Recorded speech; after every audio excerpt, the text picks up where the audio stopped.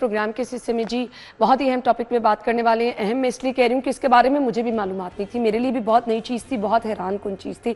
तो हमने चाहा कि ज़रूर आपके साथ भी हम इसके बारे में डिटेल में डिस्कशन करें। सर्वाइकल कैंसर ये है क्या, इसके अलामात क्या हैं, बच्चियों में इसकी शरह बढ़ती चली जा रही है।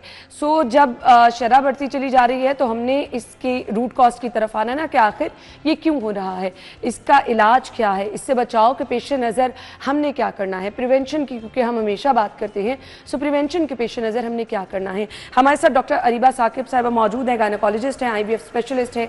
अपने प्रोग्राम में वेलकम करेंगे। अस्सलाम वालेकुम डॉक्टर साहिबा। वालेकुम अस्सलाम अन्ना, हाउ आर यू? अल्हम्दुलिल्लाह, आप ठीक ठाक हैं? अल्हम्दुलिल्लाह बिल्कुल ठीक ठाक। Thank you so much. ये मुस्कुराहट जो है ना ये बहुत ज़बरदस्त लगती है और यकीन माने आपको इतनी ज़बरदस्त पॉजिटिव एनर्जी आती है, आप ठीक हो जाते हैं। तो ये मेरे ख्याल से सबके लिए ज़रूरी है। तो अल्लाह ताला आपको हमेशा ऐसे मुस्कुराता रखे। सर्वाइकल कैंसर क्या है? अन्ना खतरनाक चीज़ है। देखो सर्वाइकल कैंसर का जो सबसे मेजर कॉज है ना वो एक वायरस है। अच्छा। और उस वायरस का नाम है HPV virus, human papilloma virus. ये वायरस कैसे ट्रांसफ़र होता है एक दूसरे से? जैसे देखो डिफरेंट वायरसेस हैं, हर किसी का डिफरेंट रूट है। कोई खांसी के थ्रू, जैसे इन्फ्लुएंजा वायरस जो ज़ुकाम करता है वो खांसी और हवा के थ्रू, ड्रॉपलेट के थ्रू जाता है। तो जो ह्यूमन पेपिलोमा वायरस है ना ये सेक्शुअल कॉन्टैक्ट के थ्रू जाता है। ओके।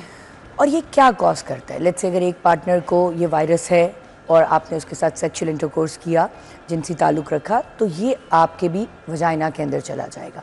फिर ये कैंसर कहाँ कहाँ का कर सकता है? ये वजाइनल कैंसर कर सकता है, ये आपके वजाइना के बाहर का जो एरिया होता है वल्वा, वहाँ का कैंसर कर सकता है, ये एनस का कैंसर कर सकता है, यहाँ से हम पखाना करते हैं, और ये थ्रोट का कैंसर कर सकता है। सो ये एक वायरस इतना डेंजरस है कि ये 4-5 जगहों का कैंसर करता है। इसके अलावा एक और बहुत कॉमन चीज़ ये करता है, उसको कहते हैं हम वॉट्स, जेनिटल वॉट्स। वो बड़ी पेनफुल चीज़ है कि वजाइना के अराउंड, उसके बाहर पेनफुल से दाने निकल आते हैं। वो बड़ी तकलीफदेह सिचुएशन है मरीज़ के लिए। तो ये है HPV वायरस जो ये करता है सारा कुछ।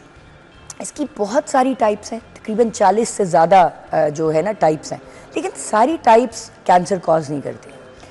तकरीबन 4 टाइप्स हैं जो बहुत नटोरियस हैं कि अगर आपको इसकी इन्फेक्शन हो जाए और अगर आप सेहतमंद नहीं हैं, आपकी इम्यूनिटी लो हुई है किसी भी वजह से, तो शायद वो कैंसर की तरफ प्रोग्रेस कर जाए। ऐसे नहीं होता कि आज एक बंदे को इन्फेक्शन होगी और कल उसको कैंसर हो गया। जब इन्फेक्शन होती है और आपकी बॉडी में उससे मुकाबला करने के लिए आपकी क़ुव्वत मुदाफ़ियत अच्छी नहीं है, फॉर एग्ज़ाम्पल आप रिकवरिंग पेशेंट हैं, HIV का मरीज़ है मे बी, या कोई ऐसा कोई और रीज़न है कि आपकी इम्यूनिटी बॉडी में लो है, तो आपके सेल्स प्री कैंसरस स्टेज में जाना शुरू हो जाते हैं। अब प्री कैंसरस स्टेज ये नहीं है कि कैंसर हो गया, लेकिन उन्होंने तैयारी पकड़ना शुरू कर दी है। ठीक है। नॉर्मल सेल्स में कुछ ऐसे चेंजेस आना शुरू हो गए हैं जो आपको कैंसर के सेल्स की तरफ लेके जा रहे हैं। और इस प्रोसेस में प्री कैंसरस से कैंसर में डेवलप होने में तकरीबन 3 से 7 साल लग जाते हैं। अगर इस ड्यूरेशन में हम इसको ढूंढ लें, इसको पकड़ लें कि ये प्री कैंसरस शुरू हो गया, तो हम बच्चों को कैंसर से बचा सकते हैं। सो बहुत सारे ममालिक में रूटीन में एक टेस्ट किया जाता है जिसको कहते हैं पैप्समेर, और उसके साथ ही एक और टेस्ट है जिसको HPV टेस्ट कहते हैं। जी। पैप्समेर क्या है? कुछ भी नहीं है। पैप्समेर ये होता है कि ख़वातीन के वजाइना और सर्विक्स के अराउंड से हम सेल्स ले लेते हैं और हम उनको माइक्रोस्कोप में चेक कर लेते हैं। ठीक। आया कि ये नॉर्मल है या इनमें प्री कैंसरस चेंजेस आ रहे हैं। अगर तो प्री कैंसरस चेंजेस आ रहे हैं हम उसको वहीं पे पकड़ लेंगे, फर्दर टेस्टिंग करेंगे और जो भी रिक्वायर्ड ट्रीटमेंट होगा वो मरीज़ को दे देंगे। सो मरीज़ कैंसर से बच जाएगी। लेकिन अगर हम ये रूटीन में नहीं करेंगे, हमसे ये मिस हो जाएगा और अनफॉर्चुनेटली कैंसर बन जाएगा। और इसकी एक जो थोड़ी सी आप कह लो सैड सिचुएशन ये है कि अगर कैंसर डेवलप हो जाते हैं तो उसके सिम्टम्स बहुत जल्दी नहीं आते हैं। अच्छा। तो आपको पता नहीं चल सकता कि आपको कैंसर हो गया। तो तरीका यही है कि उसको पहले पकड़ लें थ्रू जो हमने बात की पैप्समेर या HPV टेस्ट है। गाइडलाइंस क्या कहती हैं? कुछ ममालिक में वो कहते हैं कि हर 3 साल में होना चाहिए। किस एज ग्रुप में? 25 to 65 ईयर्स ऑफ एज में जो खवातीन हैं दैट आर सेक्शुअली एक्टिव, उनके लिए ये टेस्ट होना चाहिए। ठीक हो गया। सेक्शुअली एक्टिव इज़ दी, आप समझ लो कि एक पंच लाइन है कि लाजमी होना चाहिए, क्योंकि जैसे हमने बात की कि इन्फेक्शन होनी सेक्शुअली एक्टिव खवातीन में। So if you are not sexually active तो आप इससे एक्सक्लूड हो सकते हैं, but if you are sexually active so 25 to 64 की रेंज में जो भी है, कुछ गाइडलाइंस 3 साल कहती हैं, कुछ गाइडलाइंस 5 साल कहती हैं। ममालिक पे डिपेंड करता है कि आप किस मुल्क में हैं, उस मुल्क की गाइडलाइंस जो हैं वो अकॉर्डिंग है। तो ये रेंज अच्छी है, अगर आप इसमें आप पकड़ लें तो अल्हम्दुलिल्लाह कैंसर से बच्चे बच्चियां बच सकते हैं। खुदा ना खासा ना पकड़ सकें तो वो डेंजरस सिचुएशन है। आप शरह की बात कर रही थी, सो अगर हम पाकिस्तान में देखें तो तकरीबन जो न्यू केसेस पर ईयर आते हैं वो तकरीबन 5000 केसेस हैं इस कैंसर के, सर्वाइकल कैंसर के, या जिसके अंदर ये सारी हमने बात की जो HPV की जो रेंज ऑफ कैंसर है वो। और कितनी डेथ्स हो रही है? 3000 डेथ्स हो रही है। So this is not a very low number. तो यही टाइम है कि हमें अब इस मैक्सिमम, क्योंकि डॉक्टर साहब लोग बात करते हुए परेशान होते हैं, खुल के बात नहीं कर सकते, तो यही वजह है कि हमारे यहाँ पर केसेस भी सामने आ रहे हैं और इलाज भी। अनफॉर्चुनेटली जो प्राइवेट पार्ट्स की गुफ्तगू है ना वो ख़वातीन खुल के करती नहीं है, इवन अपने हस्बैंड से नहीं कर पाती। एग्जैक्टली। हालांकि ये आपकी बॉडी का एक पार्ट है। अगर आप अनकंफर्टेबल हो या लेट्स से कोई आपको ऐसे सिम्टम्स आ रहे हैं, क्योंकि अनफॉर्चुनेटली पाकिस्तान में रूटीनली पैप स्मेयर नहीं किया जाता जैसे बाकी ममालिक में एक रूटीन है, तो हम उसको नहीं पकड़ सकते। तो अगर किसी को सिम्टम्स आ रहे हैं, लेट्स से कि वो कहती है कि बदबूदार सी सिक्रीशंस बहुत ज़्यादा आना शुरू हो गई हैं, या ब्लडी डिस्चार्ज बहुत ज़्यादा आना शुरू हो गया पीरियड्स के अलावा, या लेट्स से वो फील करती है कि इंटरकोर्स में पेन शुरू हो गया या इंटरकोर्स के बाद ब्लीडिंग हो रही है, कोई ऐसे मामला होते हैं, तो उनको फ़ौरन कॉन्फिडेंस में लेके अपने हस्बैंड को या अपने गायनेकोलॉजिस्ट को विजिट करना चाहिए। और अगर आपके पीरियड्स खत्म हो गए, अगर आप पोस्ट मेनोपॉजल हो और फिर आप ये चेंजेस देखते हो, फिर भी आपको फौरन डॉक्टर पे जाना चाहिए, क्योंकि ये नॉर्मल नहीं है कि अगर आपके पीरियड्स खत्म हो गए और अचानक आप फील करते हो कि ब्लडी डिस्चार्ज आना शुरू हो गया या स्मेली डिस्चार्ज आना शुरू हो गया या पेट में तकलीफ रहना शुरू हो गई है, तो आपको जाना चाहिए अपने डॉक्टर के पास और पूछना चाहिए कि इसके लिए हम क्या कर सकते हैं। ये इलामात हैं जिनका डॉक्टर साहिबा ने जिक्र किया। डॉक्टर साहिबा, क्या पाकिस्तान में इसका इलाज मौजूद है? हाँ, देखो आना, इलाज तो जैसे बाकी कैंसर्स के हैं किए जा सकते हैं, कोशिश की जा सकती है कि मरीज़ की लाइफ बचा ली जाए। सर्जरी होती है, कीमोथेरेपी, रेडियोथेरेपी, डिपेंडिंग ऑन कि कितना स्प्रेड हो चुका है।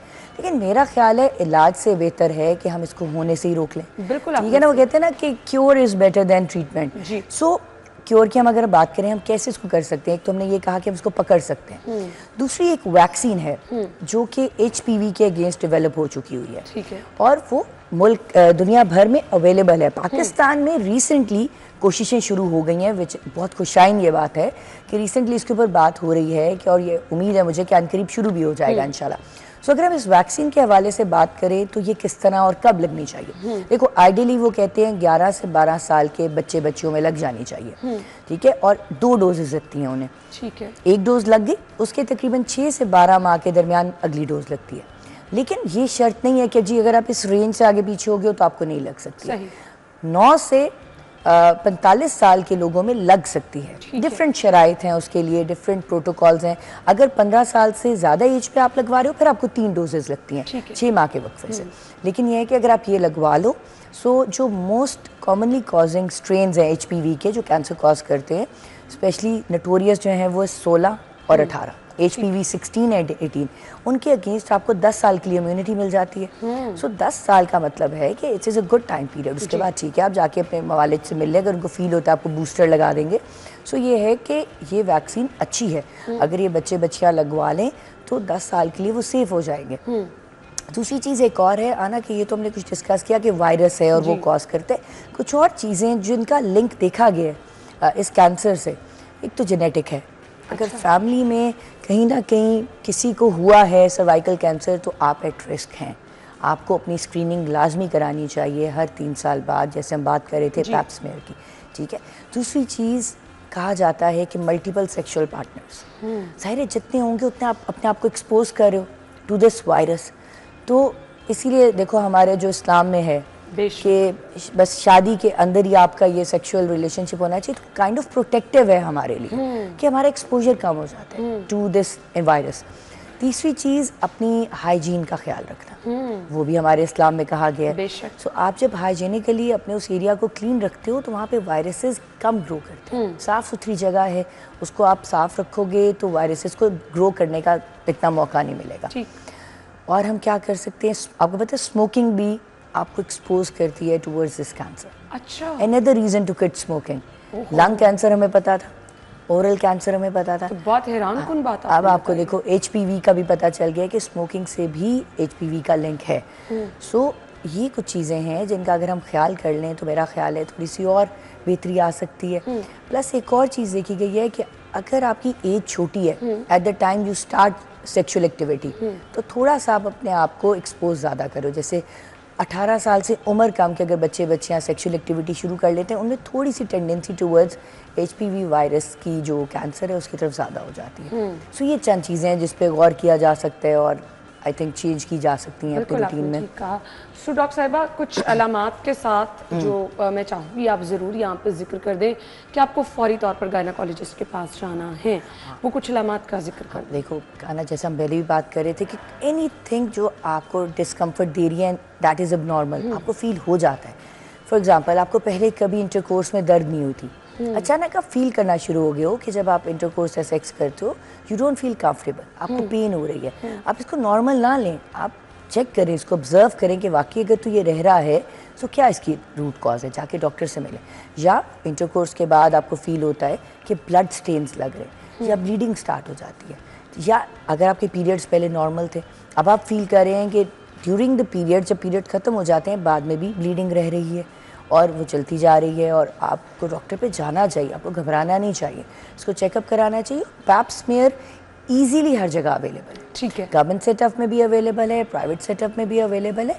चाहिए पैप स्मीयर कराइए, इससे घबराना नहीं है। हमारे यहाँ एक और भी थोड़ा सा टैबू है कि ख़वातीन जो इस तरह के इंटरनल एग्जामिनेशन होते हैं या टेस्ट होते हैं उससे ज़रा बैक ऑफ कर जाती हैं, घबरा जाती हैं। तो आपने नहीं घबराना, पैप स्मीयर बहुत छोटा सा टेस्ट है, पेनलेस है, कुछ भी नहीं होता, आपको फील भी नहीं होता, ठीक है। एक कॉटन स्वैब लेके हमने अच्छी तरह आपके सिर्फ ब्रश करके वहाँ से सेल्स ले लेने, सो पेनलेस है, क्यों घबराना। और अगर आपकी गायनेकोलॉजिस्ट को फील हो रहा है कि you should go towards this test तो लाजमी जाए। बल्कि मैं तो कहती हूँ कि अगर हम पाकिस्तान में भी रूटीन बना सकें कि 3 या 5 साल बाद सारी सेक्सुअली एक्टिव खवातीन जो इस रेंज में जो भी हमने बात की है 25 से 64 की एज में हैं और सेक्सुअली एक्टिव हैं, उनको कराना चाहिए। Why not.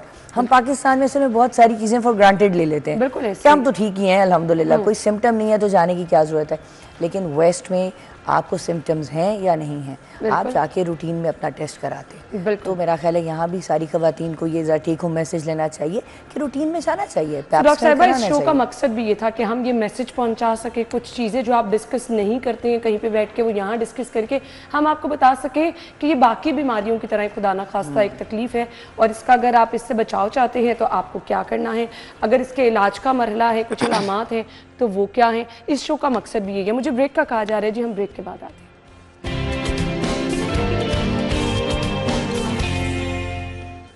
Welcome back once again. So cervical cancer के हवाले से हमने खासी डिटेल में बात कर ली है, अलामात भी आपके साथ शेयर कर ली, इलाज के पेश नज़र क्या किया जा सकता है, और उसके अलावा आपने इससे महफूज कैसे रहना है।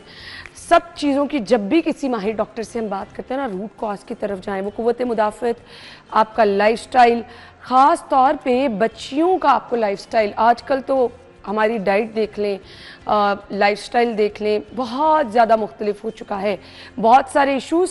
अभी कल परसों मेरी मदर के साथ मेरी डिस्कशन हुई थी, डॉक्टर साहब वो कहती हैं कि ये चीज़ें तो हमने कभी सुनी भी नहीं थी, हार्मोन्स का इम्बैलेंस होना, आजकल जो बच्चियों के साथ इश्यूज़ चल रहे हैं हमने तो कभी सुने नहीं थे। तो वो उसकी रूट कॉज अगर देखें तो फिर लाइफस्टाइल की तरफ जाते हैं। तो हेल्दी लाइफस्टाइल बच्चियों का क्या होना चाहिए? अना, ये वो जो आप बात कर रहे हो ना कि कभी सुना ही नहीं था, ये वाकई रिसेंट टाइम्स में आप समझ लो, अगर मैं कहूँ तो 2 डेकेड्स में चीज़ें बड़ी बिगड़ गई हैं।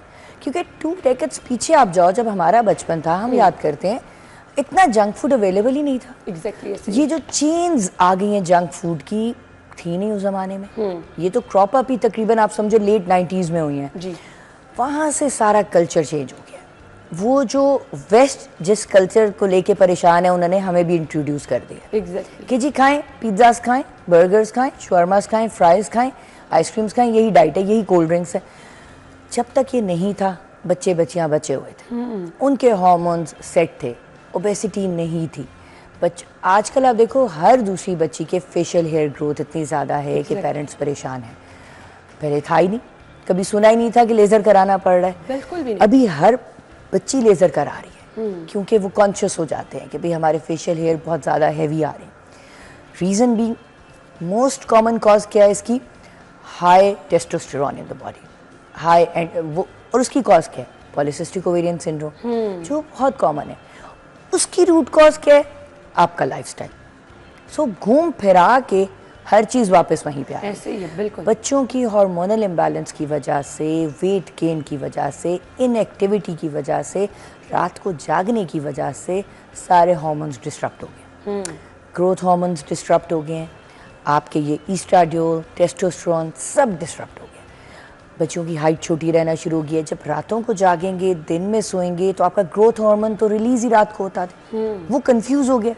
वो कहते हैं मैंने रिलीज होने कि नहीं होना मुझे समझ नहीं आ रही है, क्योंकि बाहर अंधेरा हो गया, दिमाग कह रहे सो जाओ, बच्चियां जागी हुई हैं, बच्चे जागे हुए हैं, अब मुझे बताओ हार्मोन रिलीज हो कि ना हो। सो हैविंग सेड दैट, बहुत कुछ बच्चों ने अपने ऊपर डिस्ट्रप्शन कर लिया। रात को बैठ के असाइनमेंट्स बन रही हैं, दिन में नहीं बन रही हैं, दिन में बच्चे सो रहे हैं, उसके बाद कोई जीरो एक्टिविटी। जो ब्रेक का टाइम लेना है, हम क्या करते थे, जब हम जाके खेलते थे। मैंने बचपन में हर स्पोर्ट के लिए आना, फुटबॉल, बैडमिंटन, क्रिकेट, सब कुछ। आजकल के बच्चे खेलते ही नहीं, क्योंकि उनको मोबाइल्स मिल गए, टैब्स मिल गए, सोशल मीडिया मिल गए, नेटफ्लिक्स मिल गए। वो यही कर रहे हैं अपने फ्री टाइम में। हम अपने फ्री टाइम में एक्टिविटीज करते थे।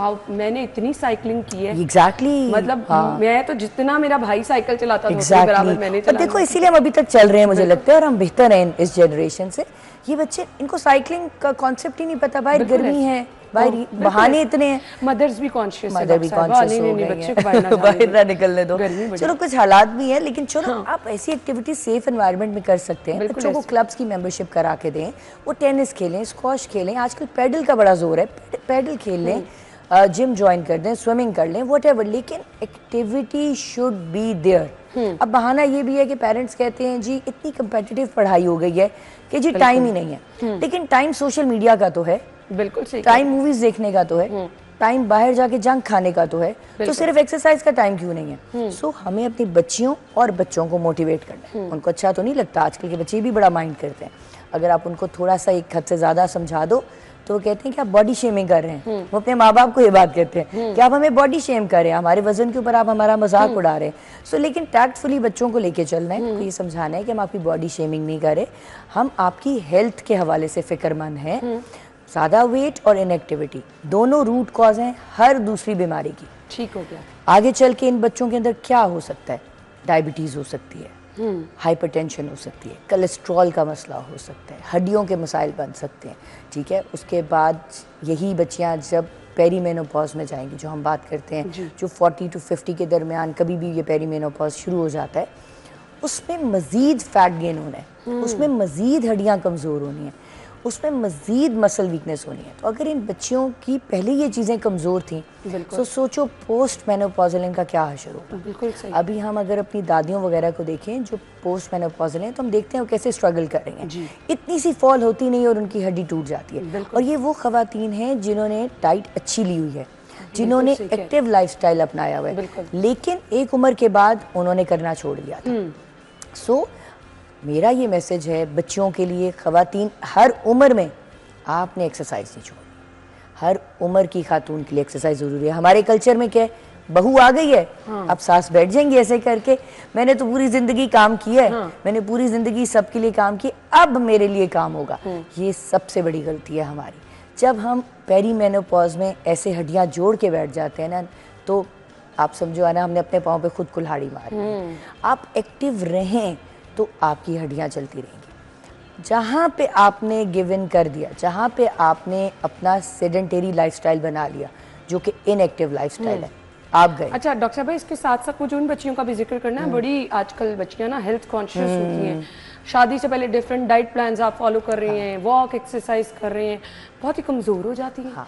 सो अब माएँ बेचारी जो मर्जी कहती रहें, बट आपको उसके लिए रेडी भी तो होना है ना अपने आने वाले टाइम के लिए, है ना। ये बड़ा अच्छा वैसे तुमने सवाल उठाया है, क्योंकि देखो शादी का क्या मतलब है कि now she will be on her family way. चलो 1 साल नहीं, 2 साल नहीं, 3 साल नहीं, जितना भी उन्होंने ब्रेक लेना है, उसके बाद तो इवेंचुअली बच्चियों ने फैमिली वे पे जाना है।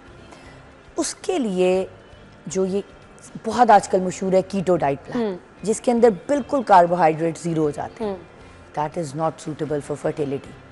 To be fertile you need a bit of carbohydrates in your diet. हाँ, high protein diet is always good, उससे डाइटिंग भी हो जाती है, लेकिन कार्बोहाइड्रेट्स को जीरो ना करें। There are good carbohydrates that you need Okay. और थोड़ी बहुत मिकदार सबको चाहिए होती है। सो मैं हमेशा अपने पेशेंट्स को ये कहती हूँ जो वेट लॉस के लिए आते हैं कि देखो फाके नहीं करने, लंबे लंबे वो जैसे बच्चियां कहती हैं हम पूरा दिन कुछ नहीं खा रहे, हम सिर्फ ग्रीन टी पी रहे हैं, ये भी तरीका नहीं है। This is not healthy for you. आप स्मार्ट ईटिंग करो, word is smart eating and conscious eating. आप 4-5 चीजें रोक दोगे ना, साथ आप एक्सरसाइज करोगे, साथ आप रात को टाइम पे सोना शुरू करोगे, सुबह टाइम पे उठोगे, आप देखोगे मिराक्युलसली आपकी बॉडी में चेंजेस आना शुरू हो जाएंगे। सही। स्मार्ट ईटिंग में क्या है जो बंद करना है आपने, सबसे पहले सरे फहरिस्त cold drinks, all sorts of cold drinks. No मतलब मैं नाम पता नहीं ब्रांड्स के ले सकती हूँ या नहीं ले सकती हूँ, लेकिन काले वो जो ऑरेंज हर तरह के ड्रिंक्स आप बंद कर दो। पेशेंट्स आती हैं, मैं उन्हें कहती हूँ आप मीठा बंद कर दो, तो हम मीठा तो नहीं खाते डॉक्टर साहिबा, तो साथ वालदा बैठी होती है, कहती हैं हर खाने के साथ तो ये वो काली वाली बोतल पी रही होती है। मैंने कहा तो वो क्या नमकीन है, उसके एक ग्लास में 7 चम्मच चीनी होती है। So this is a lot of sugar. So हर तरह की चीनी ना खानी है ना पीनी है, नंबर 1। नंबर 2, आपने ऑयल का इस्तेमाल कम कर देना। एक हमारे ज़्यादा ये गांव की साइड पे ज़रा ज़्यादा कल्चर है कि रोटियों को चोपड़ के खाया जाता है। ये कॉन्सेप्ट मुझे आज तक समझ नहीं आया। पराठे खाने वाले यही बात ना, वो ऐसे ड्रिप हो रहा होता है ऑयल उसमें से, तो ये नहीं खाना। रोज पूरियाँ, रोज नान, मैदे से बनी हुई चीजें, रोज बर्गर, शवरमास, मैदा बंद है। जहाँ ऑयल बंद है, चीनी बंद है, वहाँ मैदा भी बंद है। और हर चीज में तो मैदा है, अब आप देखो आना, बेकरी आइटम्स भरे पड़े हैं, आप बच्चे खाते ही हैं, और प्लस फ्राइड चीजें। सो ये चीजें सबने बंद करनी है। इसको आपका ये स्मार्ट ईटिंग है। ज्यादा आप क्या खाओ, सैलेड्स इंक्लूड करो, लेट्स से चना चाट, लोबिया चाट, these are excellent sources of fibre and आपका पेट भर जाता है। उसके साथ मैं हमेशा ये कहती हूँ कि आप ये कर लो कि रात की मील में अपना लो रोटी चावल, आप सुबह में या दोपहर में ले लो, ठीक, वो आपके पूरे दिन में डाइजेस्ट हो जाएगी। ठीक हो गया। लेकिन अगर आप वो छोड़ना चाह रहे हो, जैसे कोशिश कर रहे हो कि जी कार्ब्स लो हो जाए, तो आप रात में स्किप कर लो, और रात में आप लाइट लेट में भी सूप ले लो, सैलेड का बोल ले लो, साथ फ्रूट्स ले लो, maybe something like that. तो रात में आप स्मार्ट ईटिंग करोगे, आप थोड़ी देर से ये करोगे with good couple of exercises, आप ठीक हो जाओगे। सही। मैसेज क्या होगा बच्चियों के लिए? बच्चों के लिए यही मैसेज है कि इट्स हाई टाइम अपने लिए वर्क करना शुरू कर दें, अपने हेल्थ के लिए वर्क करना शुरू कर दें। बाद में खुद ही परेशान होती हैं। आपकी वाली बात जब शादी सर पे आती है तब होश आता है अब क्या करना है, और उस वक्त जब हम जल्दी जल्दी में इतना फिर एग्रेसिवली करते हैं, वो हमारे लिए खुद ही अच्छा नहीं है। बिल्कुल ऐसे फिर हम जब शादी के बाद जाते हैं तो वो बच्चियां बेचारी कोलैप्स कर जाती हैं। ठीक है ना, सो करें, लेकिन इसको टाइम लियो और आहिस्ता आहिस्ता। हमेशा gradual weight loss is good, not rapid weight loss. सही। उसके अपने साइड इफेक्ट्स है। तो मेरा बस बच्चियों को यही मैसेज है कि ओवरऑल हेल्दी रहना शुरू करें, फिक्र की कोई जरूरत नहीं है। बिल्कुल सही। अच्छा खाएं, कम खाएं और अपनी सेहत का ख्याल रखें। Thank you so much doctor साहिबा, बहुत बहुत शुक्रिया। हम ब्रेक के बाद ज्वाइन करेंगे।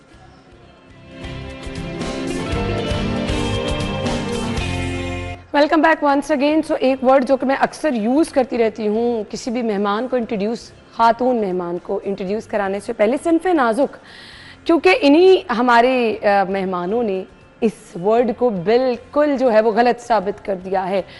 वो चाहे खेल के मैदान हो, वो चाहे कल हमारे पास हमारी बहुत ही प्यारी मेहमान थी जिन्होंने मेट्रो ट्रेन, ऑरेंज ट्रेन ही चला के दिखा दी, वो चाहे खेल के मैदान है, वो चाहे आपको रोड्स पे बाइक चलाती ख़वातीन नज़र आ रही हैं, या ऑरेंज ट्रेन चलाती ख़वातीन नज़र आ रही हैं, या फिर हवाओं में जहाज़ उड़ाती ख़वातीन नज़र आ रही हैं, अब वो सिन्फ़े नाजुक नहीं रही हैं, अब वो पूरी दुनिया का मुकाबला कर सकती हैं। और इसकी मिसाल हम हमेशा मुख्तलिफ अंदाज में, मुख्तलिफ सूरत में आपसे मिलवाते रहते हैं। तो आज नाजिया बतूल की सूरत में हमारे साथ एथलीट मौजूद हैं जो कि पाकिस्तान का नाम भी रोशन कर रही हैं। ख़वातीन का मजबूत होना कितना ज़रूरी है ये भी अपनी इस तमाम कोशिश में जाहिर कर रही हैं। बच्चियों के लिए कितना इस स्पोर्ट्स में आना ज़रूरी है ये तो हम सब लोग जानते हैं, दौरे हाजिर की ये ज़रूरत बन चुका है। बट हमें सपोर्ट करना है अपनी बच्चियों को, उन पेरेंट्स को जो अक्सर बच्चियों में टैलेंट होते हुए भी उनको आगे नहीं आने देते। नाजिया को मैं अपने प्रोग्राम में वेलकम कहूँगी और बिलाशुबा इन लोगों को मिलवाने का मकसद इन मोटिवेशन दूसरों के लिए और इनकी अप्रिसिएशन है। अस्सलाम वालेकुम। वालेकुम अस्सलाम। कैसी हैं आप? मैं बिल्कुल ठीक, आप बताएंगे इसे? बिल्कुल ठीक ठाक, थैंक यू सो मच। ख़वातीन को तो सिन्फ़े नाजुक कहा जाता है और बच्चियां बड़ी नाजुक होती हैं। आप कैसे आ गए इस फील्ड की तरफ? मैं अब कहूँगी जो दौर चल रहा है लड़कियां किसी से कम नहीं है। लड़कियाँ नथिंग इम्पॉसिबल, हम जो लड़कियाँ हम कुछ भी कर सकते हैं। अब हम लड़कों के शाना बशाना खड़ी हैं। No doubt. यस।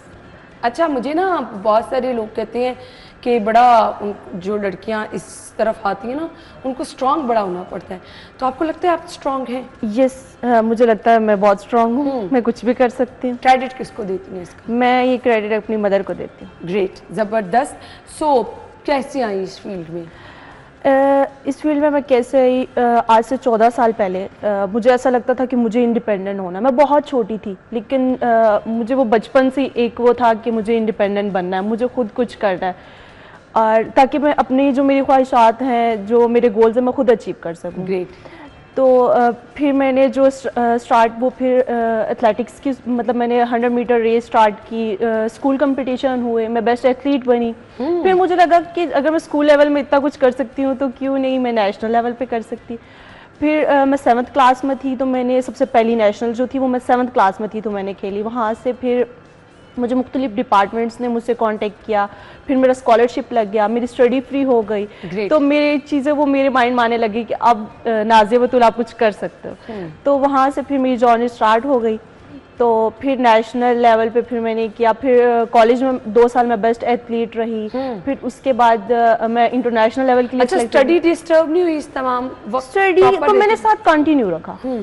स्टडी मेरी बिल्कुल भी डिस्टर्ब नहीं हुई, मैं अपनी स्टडी के को साथ लेके चली हूँ। और फिर जो है, फिर मैं 2021 में मैंने वर्ल्ड कप खेला, मैच रेसलिंग वर्ल्ड कप खेला। उसके बाद फिर मुझे जो है, मुझे मुख्तलिफ यूनिवर्सिटियों ने मुझसे कांटेक्ट किया कि आप हमारी यूनिवर्सिटी में आए, हमारी यूनिवर्सिटी में आए। फिर मैंने अपनी, वो भी मेरा स्कॉलरशिप था, जो मेरी स्टडी थी वो भी स्कॉलरशिप था। तो फिर मुझे लगा कि अब मैं इंडिपेंडेंट लाइफ गुजारने लग गई हूँ, फिर मैं अपनी ख्वाहिशात खुद पूरा करने लग गई। ग्रेट, ज़बरदस्त। यानी आपने एक चीज़ सोची, उसके लिए आपने स्ट्रगल की, टाइम तो बहुत लगा ना? टाइम तो बहुत लगा। यही चीज़ है आजकल की बच्चियों में, वो स्ट्रगल और वो टाइम नहीं हम दे पाते ना। हम कहते हैं बस जल्दी जल्दी से कुछ हो जाए, हम बहुत ऊपर चले मैं ये कहूँगी कुछ भी इतनी जल्दी नहीं होता कि एक दिन हमने सोचा कि दूसरे दिन वो हो जाए। कुछ भी आपको अपने गोल्स अचीव करने हैं ना, उसके पीछे आपको बहुत ज़्यादा स्ट्रगल करनी पड़ेगी। लाइफ में कुछ ऐसा टाइम भी आया कि लगा कि बस बहुत मुश्किल हो गया? एक दफ़ा नहीं, बहुत दफ़ा ऐसा आया, लेकिन नहीं। मैं जब शाम में अपनी ट्रेनिंग और चीज़ों से घर आती था, मिरर के सामने खड़े होके ना 1-2 घंटे कहती थी, नाज़िया तुमने ये करना है। और फिर मैं खुद को खुद मोटिवेट करती थी। मैं खड़े हो जाना, फिर खुद को समझाना, ऐसे तुमने क्यों किया, आज तुम क्यों हारी। ये नहीं कि मैं रोज़ जीतती थी, ऐसे तो बिल्कुल भी नहीं था। मुख्तलिफ मैचेस में हार भी जाती थी, रेस में भी हार जाती थी। फिर मैं खुद को मोटिवेट करती थी कि इस हार के पीछे भी कुछ ना कुछ है। तो फिर मैं खुद को मोटिवेट करती थी, नाज़िया कल तुमने ये जीतना है, आज अगर मैं हारी हूँ ना तो कल मुझे जीतना है। तो मैं फिर ये स्ट्रगल करती रही, बातें भी सुननी पड़ी, सुनती रही, लेकिन हार नहीं मानी। यही तो होता है ना कि आप मेहनत करते रहें, लगन से काम करते रहें, तो फिर कामयाबी जो है वो आपकी ज़मानत बनती चली जाती है। फैमिली में लोगों का क्या रिएक्शन था जब देखा कि, क्योंकि बच्चियों के लिए हमेशा हम देखते हैं ना, जब आप इस तरह के किसी स्पोर्ट्स एक्टिविटी की तरफ जाते हो तो लोग कहते हैं अच्छा बच्ची को किस तरफ लगा दिया। तो तनकीद का सामना रहा? बहुत ज़्यादा। मेरी मदर को बहुत ज़्यादा कहा कि अपनी बेटियों को कौन सी फील्ड में लेके जा रही हो, लेकिन बाद में जब हम एक अच्छे मकाम पे पहुंचे तो उन्हीं लोगों ने ये भी कहा कि हम इस मदर को सलूट पेश करते हैं कि जिन्होंने अपनी बेटियों को इस मकाम तक पहुंचाया। बाकी बहनें भी क्या? मेरी एक सिस्टर और भी हैं जो फुटबॉलर हैं नेशनल टीम में। ज़बरदस्त, ये तो बहुत अच्छी बात है। सो अगर यहाँ पर मैं कहूँ कि कुछ हमें परफॉर्म करके दिखा दें बच्चियों के लिए, जो ना आपको बेसिक चीज़ें पता होनी चाहिए, वो क्या है? सेल्फ डिफेंस, जो कि मैं सेल्फ डिफेंस, मुझे कुछ चीज़ें बताएंगे सेल्फ डिफेंस के पेश नज़र? सेल्फ डिफेंस पे मैं बता देती हूँ। आज ले जी, नाज़िया से सेल्फ डिफेंस सीख लें। वो तमाम बच्चियाँ इस टाइम देख रही हैं, स्मार्टनेस का राज क्या है? ये मेरी रूटीन ही ऐसी है कि मॉर्निंग में ग्राउंड ट्रेनिंग, फिर शाम में मैं जिम जाती हूँ, फिर डाइट में, जब से मैंने गेम ज्वाइन किया तब से मैं अपने डाइट का भी बहुत ज़्यादा ख्याल फिट रखना कितना ज़रूरी है अपने आप को? मैं ये कहती हूँ कि आप किसी भी ज़रूरी नहीं आप इस फील्ड में हो, स्पोर्ट्स फील्ड में, किसी भी फील्ड में ना, वहाँ आपका फिट होना बहुत ज़्यादा ज़रूरी है। अपनी सेहत का सबसे पहले मैं यही कहूँगी कि खुद से प्यार करो ताकि अपना काम जो ये अभी हमने अपने पहले वाले सेगमेंट में भी इसी पे बात की, यानी फिट रहने के लिए आप स्ट्रगल करती, खाना कम खाती? खाना तो कम नहीं खाती मैं, मुझे लगता है मैं सबसे ज़्यादा खाती हूँ, लेकिन डाइट बैलेंस ठीक तो है। ये कि अपनी डाइट को बैलेंस रखा हुआ है। ठीक हो गया। अब कुछ हमें बता दें जी क्या करना है। अब मुझे तो नहीं कुछ कहेंगे। नहीं, आपको कुछ नहीं कहा। अच्छा।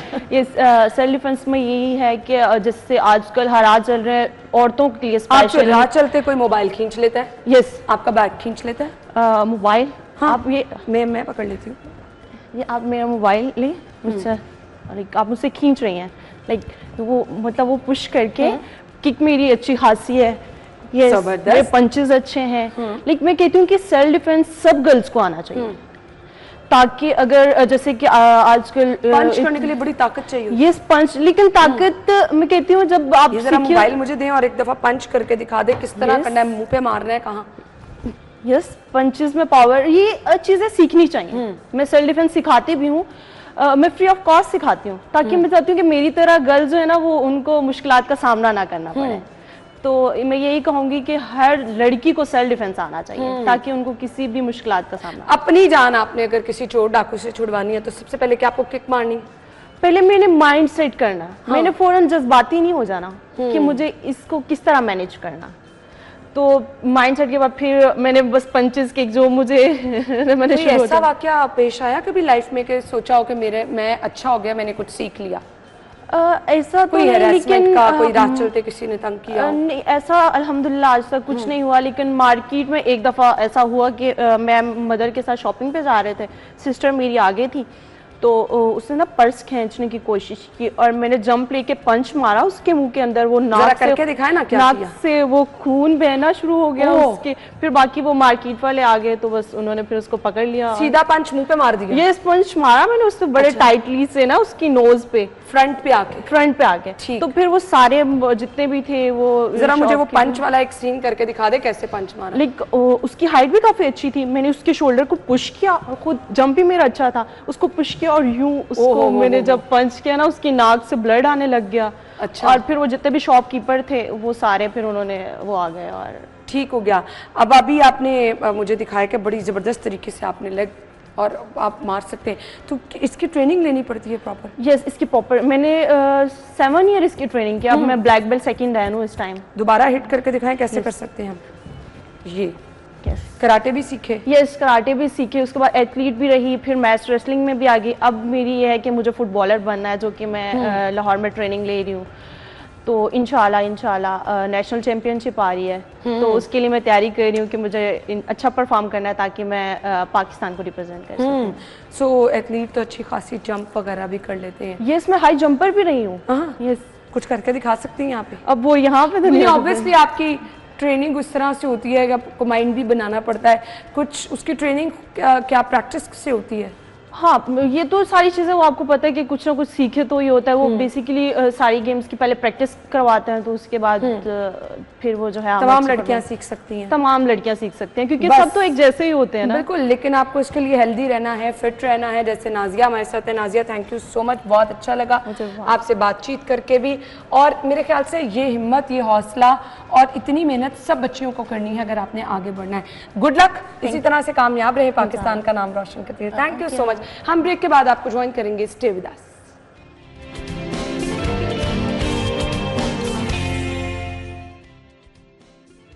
Welcome back. आज की बर्थडे लिस्ट की तरफ आ रहे हैं जी। 5 तारीख को जिनकी सालगिरह है, मोहम्मद इब्राहिम वसीम, इसके बाद जी कामरान और मुर्ताज़ खालिद की सालगिरह है, मोहम्मद अवैस, योइल की सालगिरह है, लिम्योइल की सालगिरह है, इसके बाद जी अशरफ, हमदान नैयर, जैन साजिद, मोहम्मद अली और जी अब्दुल रहमान, मीर अली और सुम्बुल।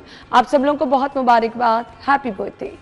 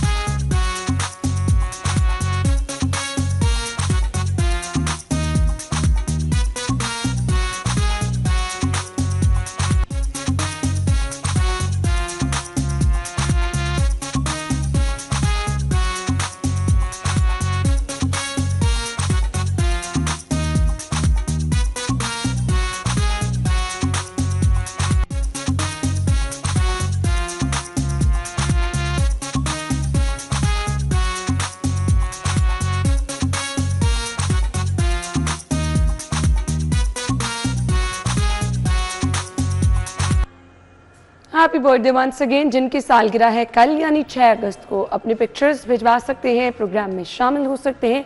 आपकी सालगिरह को भी हम ऐसे ही स्पेशल बनाएंगे।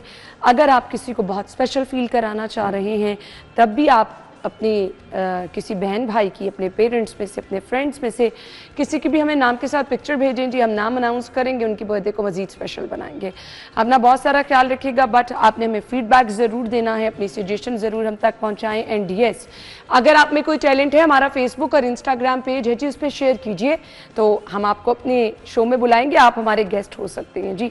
ज़रूर आप हमारे साथ अपना टैलेंट शेयर कीजिए। अपना बहुत सारा ख्याल रखिएगा। आपकी और हमारी मुलाकात कल सेम टाइम पर होगी। अल्लाह हाफ़िज़।